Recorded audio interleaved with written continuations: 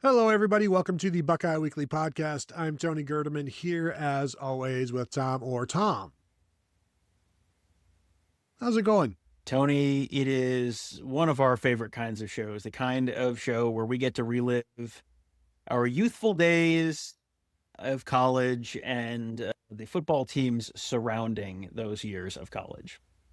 Yeah, so we've got a series of shows coming up where we're gonna travel back in time a little bit and add some players from this show will be the John Cooper years, and just what one, two, three, or four players from that era would you add to this Ohio State football team to go as far as you can to ensure a national championship? So, what addition would go the furthest in making that happen? And I feel like we'll both agree that the RSTLNE of the Cooper era is Orlando Pace. And Tom, I'm just wondering if you added Orlando Pace to this team, does that mean is he playing right guard?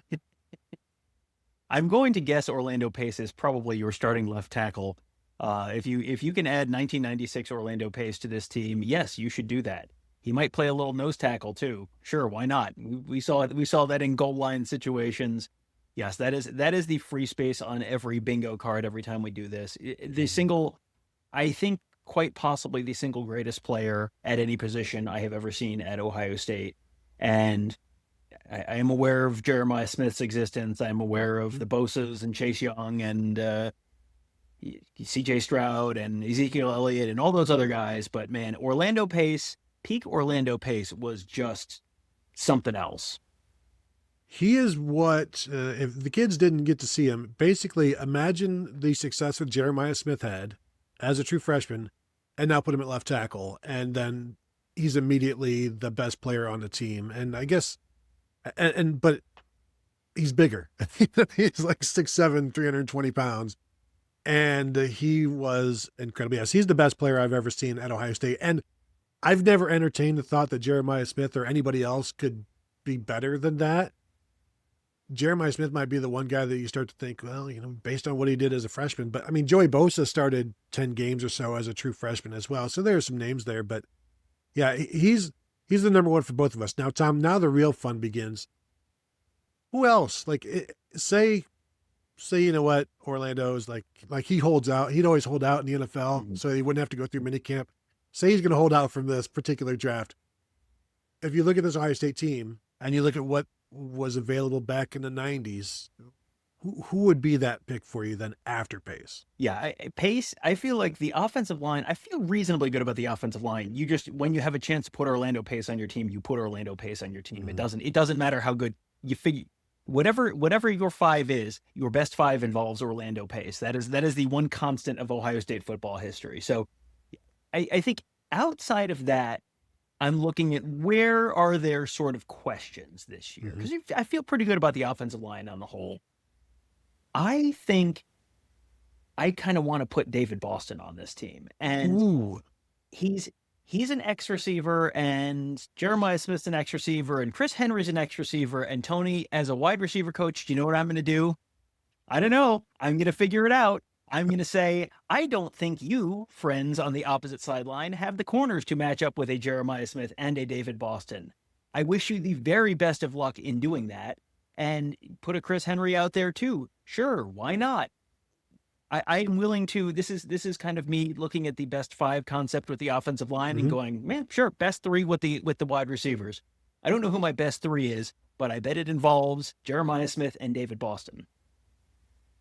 What a problem to have. Mm-hmm. And for the kids that didn't get to see David Boston, he was the best wide receiver I ever saw at Ohio State until this current crop. And he came in as a true freshman, 6'3", 205, but looked 6'3", 215 easy, was fast as heck, was a good punt returner, was strong, and then continued to get stronger as we know, but 33 catches as a true freshman, and then two bigger seasons, and then the junior year, the 1,000 yards. And he was the best at just taking a simple out route and then just dodging a defender and then getting up the field for another 10 or 12 yards. He was So good. So yeah, I think those two guys could coexist. I was in that same wavelength, but I went for a Z type. I just couldn't decide whether it'd be Terry Glenn or Joey Galloway. Oh man, yeah. Either one of those guys in a Ryan Day offense would be a lot of fun. I definitely like I had Terry Glenn on my list as well Mhm. because if you're giving me 3 wide receivers, well, I think I like my chances with any of those. Joey Galloway is Terry Glenn was there for the Walt Harris offense where they had sort of Mhm. started to get modern and like Bobby Hoying's actually throwing the ball and like throwing spirals and stuff, like revolutionary stuff.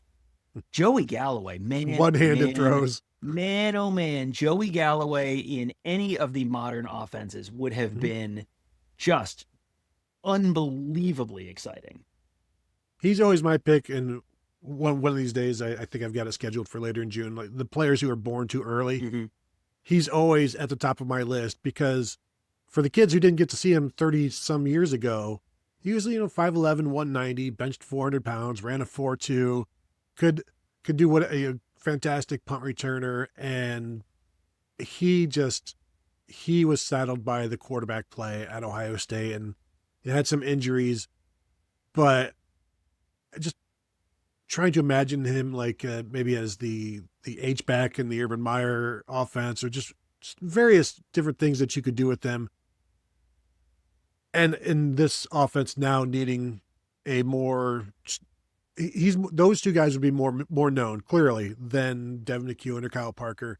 So I think those would be either of those would be good. My second actual pick was Big Daddy. Yep. Because you can put him wherever you want on a nose or 3 tech and just let him go. And there is some question there, but I think in terms of what Ohio State has, there's question there. So you go ahead and you put him there, boom, #1 draft pick in the NFL, a dynamic, dynamite, dominating player. And certainly you put him there, and whatever else happens with John Walker and Edric Houston and James Smith and Will Smith, you'll figure it out. Put him there and you're good. Yeah, this is twice that we have added the #1 overall NFL draft pick to the roster, which feels like that is sort of an endorsement from the folks that get paid to decide these things that we're probably on the right track with those. Yeah, I thought for sure. I thought that, well, there's a very obvious answer that we haven't said yet. And Tony's going to say that. And I'm going to get to say Big Daddy. And he's going to go, oh, great pick. And so you beat me to it. So that's all right. Yeah, Big Daddy Wilkinson. He was, that was a career that was probably not managed exactly correctly because he came in heavy at Ohio State as a true freshman and they redshirted him. And then his second year he was out there and everyone kind of went, oh, he's not going to be here 4 years, let alone 5. No, probably not. And then his third year was 1993, and he just absolutely dominated the middle of that line of scrimmage. That was the year Ohio State went through kind of a trough in the late 80s and early 90s. That 93 team was the first one that was kind of like, oh, Ohio State's back to being potentially a nationally, national contender. And Big Daddy Wilkinson was a big part of that reason why. So yes, that's it. That's a great pick. I'm going to say, Tony, as much as I like the running back room, I'd like the running back room a little more if it had a Heisman Trophy winner in it. So I'm going to go ahead and say, I'm going to make a call up to the 419 area code and say, Bowling Green, can we borrow your head coach and can he play running back for the 2026 Ohio State Buckeyes? I guarantee you, he still looks like he could play running back right now. And he does not look any different, does not look much different than he did back in the day. And you want somebody to break tackles, you want a more physical running game. That's a pretty good way to get it, is having Eddie George there. I don't have an issue with that. I think they're deep enough that you don't need him.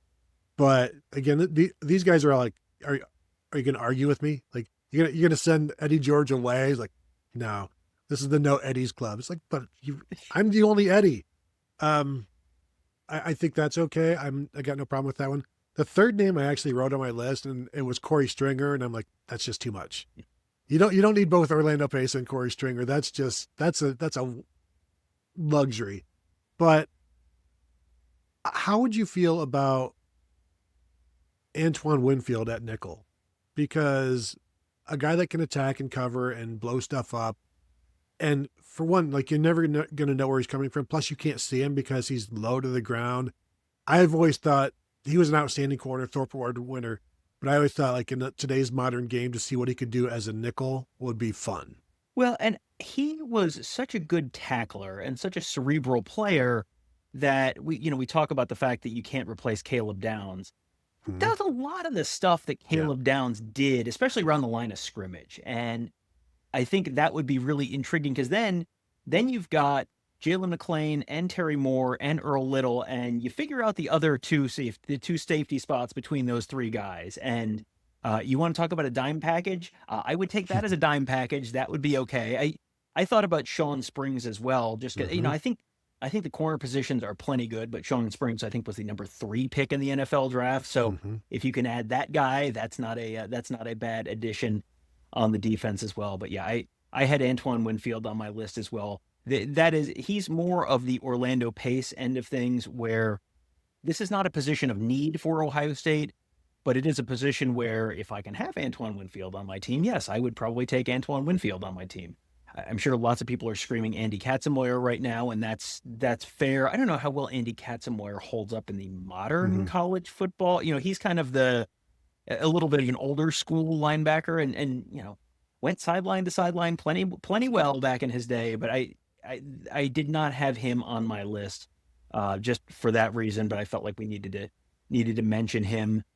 Um, I did think it would be really fun to, if we're going to bring back 90s football, can we put a fullback on this team? And Hey, I'm willing to listen to suggestions on a Matt Keller versus a Nikki Sualua versus, Jamar Martin. I think probably Jamar Martin was Ohio Cooper era too.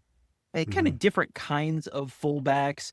And, they sort of have come up with ways to work around that and to sort of do that. But, if you're bringing something like that back, that would be fun. The other thing, while we're putting Terry Glenn and Orlando Pace and Eddie George on this team, tell me you wouldn't take a Ricky Dudley at tight end.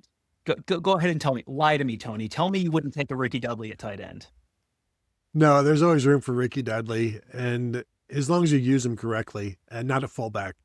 But yeah, I wouldn't have an issue with that. I think we saw what they could do with some talented tight ends over the last few years. Cade Stover has been good, 5 touchdown catches in 2 straight years. So I think there would be some usage there. The idea that Nikki Sualua being the fullback, now that they want a fullback, I got no issues with that. I mean, Mitch Rossi has spoiled us because he's been the best of a long time for the last, since what, Zach Bourne, right? For the best over the last decade plus. Mhm. And he was good. So I don't have an issue with that. What about Mike Vrabel as the other defensive end? Because we really, there's Kenyatta Jackson, and then there's some questions. And so I think the opportunity to add somebody like Mike Vrabel, one of the all-time sack leaders in Ohio State history, that's a possibility. And then before you answer that, the Andy Katzenmoyer thing, I kind of view it like he might be more Arvell Reese in this defense Yeah. than Cody Simon. Yeah. I'd like to hear more about your questions involving Mike Vrabel. I don't know. What is he doing now? I'm not sure. But yeah, if he was available, yes, you would certainly take him. He was someone who, he would be on that list. Jason Simmons, a little earlier Mm-hmm. than that, but he put up a lot Mm-hmm. of sacks a little earlier in the 90s. But yeah, like a Vrabel type, they would certainly be happy to have a second and another defensive end there. But yeah, Katzenmoyer as the sort of edge rusher type, that would be uh, pretty interesting because he had what 11 sacks as a true freshman, and it was 12. 12, 11, 12. And his true freshman season, it was basically like Greg Belisari like lining him up, like, okay, see the oblong brown thing, go tackle the guy holding that, and he did. And just to as he developed as a player, obviously Mm-hmm. became a much better system player. But yeah, that would certainly be interesting to fit him in that role. Yeah, so I'll be interested. Go ahead and throw your own thoughts in there. If you could bring in 1 or 2 or 3 or 4 or 5 or 6, the players from the Cooper era that you think could secure a national title for the Buckeyes if they were added. Just one player that would be the difference for the Buckeyes. Go ahead and throw that in there if you're watching on YouTube. If you are watching on YouTube, hit the channel, subscribe to the channel, hit a thumbs up, hit the bell to be notified. We are thanks everybody for all of the feedback on the new channel. We appreciate that. Keep subscribing if you have not yet done so. That always helps us, helps other people find us, and mainly helps you continue to find us as we drop videos like this one. And of course, if you go to BuckeyeInsiders.com right now, our new website, we're still building it. You put your email address in there. We'll send you some updates when things are about to be done. We all appreciate you, the patience, the understanding, the consistency with which you are with us. Can possibly appreciate anything anymore. And Tom, I'm about to end the show by saying goodbye, everybody, and we'll talk to you later.